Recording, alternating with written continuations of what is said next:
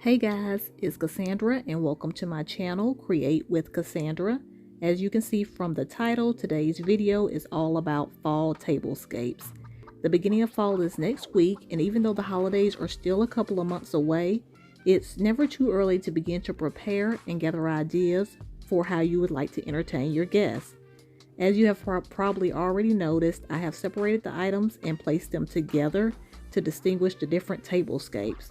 I tried to choose 3 very different styles so that hopefully no matter what style you prefer, you can get some inspiration from this video. I will be doing a close-up on each section separately, as well as a list of supplies and where I got them shortly.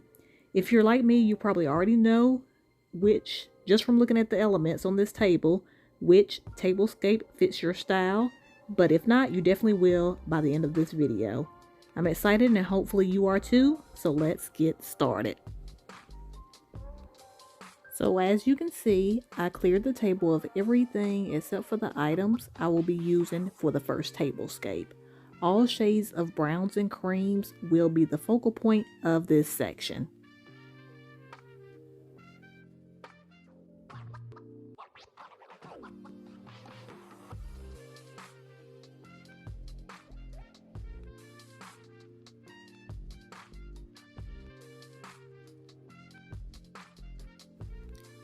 Here's my first tablescape, and as you can see, I decided to call it the Woodlands. This one is for my neutral wood tone lovers. If you are like me and don't like a lot of color, either in your home or holiday decor, this will be perfect. Adding greenery always complements wood tones, and I'm so glad I added the stems to this display. I'm sure everyone has a different method to how they like to do their arrangements. For this one, I placed my large wooden pumpkin in the middle, added my greenery to the ends, and worked my way in from the greenery to the center. I found that the pine cones worked great as filler pieces for where I had gaps and holes, while also tying in well with the overall theme. There isn't a right or wrong way to do this, just play around with it like I did until you have everything arranged a way that you love. As the sun started to go down, I turned on the birchwood LED candles so we could continue to enjoy the tablescape next to the warm light.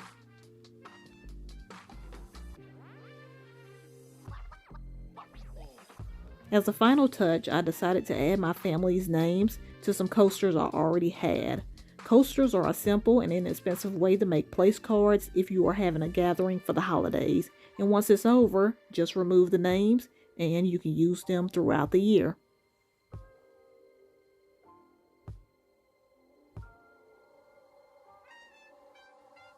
The table has been cleared once again, and only the supplies left in place that will be used for this next tablescape.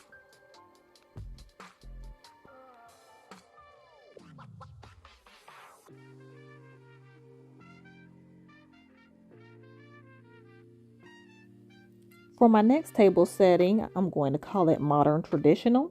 This tablescape would be for someone that loves over-the-top but simple displays as well as pops of color. I would consider the rust color added the traditional feel of fall and its colors, and the centerpiece the modern. If you feel like fall isn't fall unless orange is involved, this is the tablescape for you. If I had to pick a color to incorporate into my fall decor, it would be hands down rust orange. I was initially going to only use the rust stems and dried willow eucalyptus, then decided to lighten it up by adding some brown pampas grass I already had. As you saw on the supply list, the tumblers were from Goodwill, 89 cents each, and those beautiful little velvet pumpkins from the Dollar Tree. So nice table settings on a budget are always an option.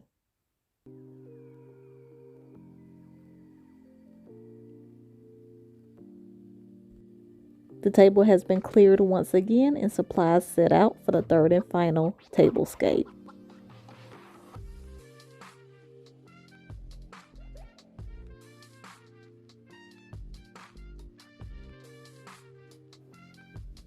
For my last tablescape, I call this Glitz and Glam. I didn't want to leave out those that love all things that sparkle, so this one is for you.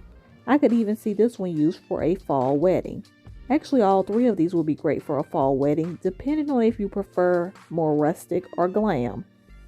I kept everything very chic with all white and gold tones. As you saw from the supply list, the gold stems in the back were from a Christmas line, so be sure that when you're looking for your supplies for different seasons that you find supplies that can be multi-seasonal.